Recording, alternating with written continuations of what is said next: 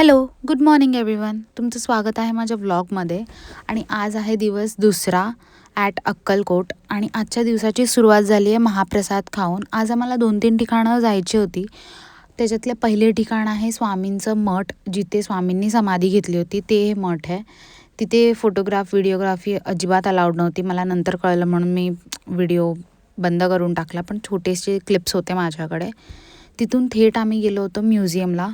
म्युझियममध्ये ना खूप जास्त प्राण्यांचे अवशेष ठेवले होते. ते बघून मला असं खूप वाईट वाटत होतं, कारण की असं प्राण्यांसोबत करतात तर मला ते अजिबात आवडत नाही. पण त्याच्या व्यतिरिक्त पण तिकडे बंदूक होत्या, नंतर तलवारी होत्या, अजून खूप गोष्टी होत्या. अंडी होत्या, छोट्या छोट्या पक्ष्यांच्या अंडी होत्या आणि अजूनही बऱ्याचशा गोष्टी होत्या तिथे. तिथून थेट आम्ही गेलेलो अग्निहोत्राला.